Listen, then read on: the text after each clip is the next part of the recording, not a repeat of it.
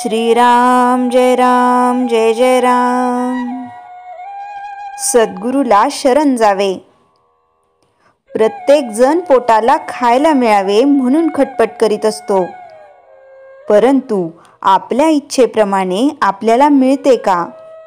नाही। म्हणून सांगायचे कारण असे की जर आपण विषयाकरता इतके झटतो तर देवाच्या प्राप्तीकरता श्रम करायला नकोत का? संत सांगतात तो मार्ग चोखाळून पाहावा। एकदा ठाम विचार करून आपण ज्याला गुरु कल्पिला तो सांगेल तेच साधन मानावे। गुरु देहातच असावा हे मानणे चूक आहे। गुरु हे देहात कधीच नसतात। गुरु प्रत्यक्ष देवच आहे अशी भावना ठेवून वागले पाहिजे। अशी भावना ठेवून वागले म्हणजे गुरु कसाही असला तरी तिथे प्रत्यक्ष देवाला येणे भाग पडते। गुरु सांगेल तसे आपण नेहमी साधन करीत राहावे।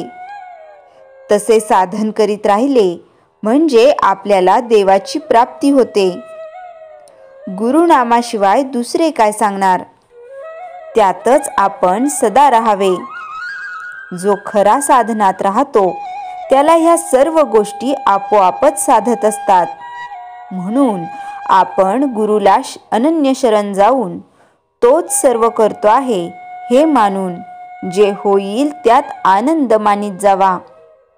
भगवंताबद्दल जिज्ञासा उत्पन्न होणे ही खरी भाग्याची गोष्ट आहे। असा जिज्ञासू शिष्य भेटला तर गुरुला देखील आपले स्वतःचे सार्थक झाले असे वाटते। श्री रामचंद्रांची जिज्ञासू अवस्था पाहून वशिष्ठांना फार आनंद वाटला आणि ते साहजिकच आहे। संतांनी एकच देव, एकच साधन आणि एकच गुरु मानला, त्याचप्रमाणे आपण एका नामात राहण्याचा प्रयत्न करावा। मुलगा हसत खेळत असताना बाप त्याला घेतो, पण रडू लागला की खाली ठेवतो। याच्या उलट मुलगा रडत असला तर आई त्याला घेते। हाच देवामध्ये आणि संतांमध्ये फरक आहे। बर्फामधले पाणी काढले तर काहीच उरत नाही, त्याप्रमाणे संतांमधले भगवंताचे प्रेम जर काढून टाकले तर त्यांच्यामध्ये मग काही उरतच नाही। साधन करण्याचे कष्ट न होता वस्तू साध्य करून घेण्याचा मार्ग म्हणजे सत्संगती हा होय। आपल्या मनावर संगतीचा फार परिणाम होतो। नुसता हेतू काम करीत नसून संगत काम करीत असते। संगत दोन प्रकारची आहे, घातक आणि उत्तम। विषयी माणसाची संगत ही घातक होय आणि सत्संगत ही उत्तम होय। सत्संगतीमध्ये असताना आपल्या ठिकाणी दोष आहे असे ज्याला कळेल तो लवकर सुधारेल। आपण ज्या सत्पुरुषाकडे जातो त्याने सांगितलेले मनापासून आचरणामध्ये आणण्याचा प्रयत्न केला तरच त्याच्याशी खरी संगत केली असे म्हणावे। संतांची प्रचिती पाहणे म्हणजे आपले प्रपंचातले काम मनासारखे होणे हे नव्हे। ज्या घटकेला आपले चित्त शुद्ध होते त्या घटकेला संतांची खरी प्रचिती आली असे समजावे। श्रीराम जय जय राम। चैतन्यवाणी संतांना ओळखण्यासाठी अनुसंधानाशिवाय दुसरे साधन नाही। श्रीराम जय जय राम। श्री मनाचे श्लोक 61 निरूपण। उभा कल्पवृक्षा तळी दुःख वाहे, तया अंतरी सर्वदाते चिराहे। जनी सज्जनी वाद हा वाढवावा, पुढे मागुता शोक जीवी धरावा। हा श्लोक मुमुक्षाला उद्देशून आहे। समर्थ त्याला सांगत आहेत की सर्व देवांचा देव श्रीराम तुझ्या अंतरीच आहे। तू वाद घालण्यापेक्षा परमार्थाला उचित असा संकल्प कर। रामकृपेने तू सिद्ध होशील. श्रीराम कल्पतरूप्रमाणे आहेत.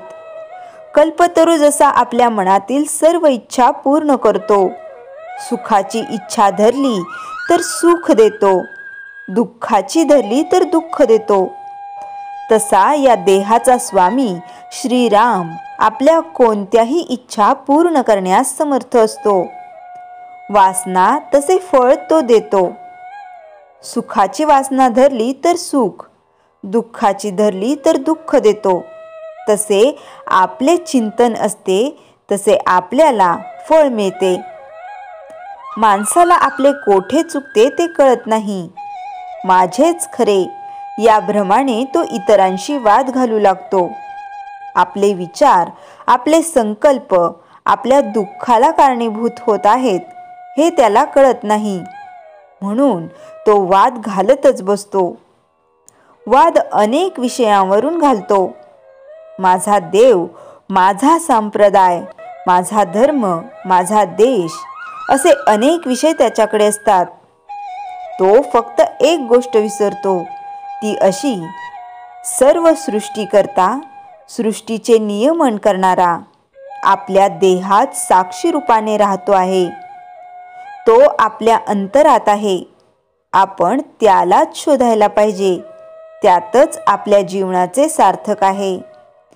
जय जय रघुवीर समर्थ. श्रीराम जय राम जय जय राम. अनुभव भाग 3. यावर पुन्हा त्यांची अगम्य भाषेत चर्चा झाली. तिला सिंहासनासमोर आणण्यात आले. हे बघ, तुझे सद्गुरू येथून अंतराळात खूप दूरवर आहेत. त्यांना भेटण्या इतकी पुण्याई तुझी नाही. फक्त एक करू शकतो. त्यांनी पोहोचवलेले 13 जीव जे ज्येष्ठ शिष्योत्तम होते, अशा साधकांशी आम्ही तुझी भेट घडवू शकतो. फक्त 60 विपळे. विपळे म्हणजे? तिने उत्सुकतेने विचारले. इथे काळाची परिमाणे वेगळी आहेत, तरीही सांगतो.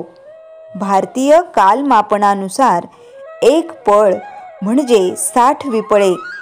थोडक्यात 1 पळ म्हणजे तुमचे 24 सेकंद. फक्त 24 सेकंद तुला त्यांनी भेटायची परवानगी आहे. मंजूर आहे? समोरून उत्तर आले. तिने होकारार्थी मान हलवली. ए, कोण आहे रे तिकडे? या बाईंना इथून 33 अब्ज प्रकाशवर्ग दूर असलेल्या अँड्रोमेडा सुदर्शन आकाशगंगेवरील सिग्नेट बी ताऱ्यावर घेऊन जा. आपले डोळे बांधण्यात आल्याची जाणीव तिला आज पहिल्यांदाच झाली. बरोबर, पुन्हा तेच 2 काळेक भिन्न व्यक्तित्व अंधारात किती काळ अवकाशात तरंगत होते कुणास ठाऊक. काही वेळातच ते एका मोठ्या दालनात उभे होते. दोन्हीही दूत दालनाच्या दारात हात मागे घेऊन जरा अदबीने झुकून उभे राहिले. तिच्या डोळ्यावरचा कपडा दूर झाला. सुरुवातीला धुक्यासारखे काहीतरी दिसले. ते धुके दूर झाल्यावर तिला एक एक सूक्ष्म देह दिसू लागले. सगळ्यांच्या हातात जपमाळ होत्या. सगळे गोलाकार बसलेले होते. आता पूर्वी कधीतरी फोटोत पाहिलेले एक एक चेहरे दिसू लागले. अरे बापरे, हे तर पूज्य भाऊसाहेब. त्यांच्या बाजूला पूज्य तात्यासाहेब, परमपूज्य रामानंद महाराज, पलीकडे पूज्य आनंदसागर महाराज आणि चक्क पूज्य प्रल्हाद महाराज, पूज्य जिजामाय आणि इतरही श्री महाराजांनी अनुग्रहाचा अधिकार दिलेले असे 13 सूक्ष्म देह तिथे होते. विशेष म्हणजे सर्वजण ध्यानमग्न होते. तिने भीतच सर्वांना जय श्रीराम म्हणून साष्टांग नमस्कार घातला. बाळ, धुक्यातूनच एक हाक कानावर आली. परमपूज्य तात्यासाहेब बोलत होते. ती नखशिकांत हादरली. बाळ, आज तुझे जन्मजन्मांतरीचे नामाची पुण्याई फळाला आली. म्हणून इथे येण्याची संधी तुला मिळाली. पृथ्वीवरील गुरुपौर्णिमेचा आज दिवस आणि आज श्री महाराज इथे आता भेट देणार आहेत. तुला जी 24 सेकंद भेटण्याची संधी मिळाली ती त्यांच्यामुळेच. महाराज महाराज तिने आर्ततेने हाक मारली. भानावर आल्यावर इथे पूज्य बुवा दिसत नाहीत. तिने चाचरत विचारले, बाळ, महाराजांच्या जवळच्या ताऱ्यावर त्यांचे वास्तव्य आहे. श्री महाराजांचे वास्तव्य इथून सुदूर लोकात आहे. इथून 428 लक्ष महापद्म अंतरावर असलेल्या केनिस बटू जी या चक्रावर आकाशगंगेतील केप्लर या सूर्यमालेतील एप्सिलोन विराट या जीवसृष्टी असलेल्या ताऱ्यावर त्यांचे सध्या वास्तव्य आहे आणि तिथे त्यांच्या नामाचा प्रसार सुरू आहे. पृथ्वीवर जसे त्यांचे 111 वर्षे वास्तव्य झाले, त्यानंतरचे तुमचे पृथ्वीवरचे आताचे 2024 साल म्हणजे 111 वर्ष वास्तव्य विराट ताऱ्यावर झाले. लवकरच त्यांची तेथील अवतार समाप्तीची तिथी आलेली आहे. त्यानंतरच त्यांचे वास्तव्य कुठे असणार हे ते स्वतः ठरवणार आहेत. तत्पूर्वी इथे आज ते भेट देणार आहेत. तुला त्यांचे दर्शन होईलच. श्रीराम जय राम जय जय राम. जयाच्या जनी जन्मनामार्थ झाला, जयाने सदा वासनामात केला. जयाच्या मुखी सर्वदा नाम कीर्ती, नमस्कार तया ब्रह्मचैतन्य मूर्ती. श्रीराम जय राम जय जय राम. जानकी जीवन स्मरण जय जय राम.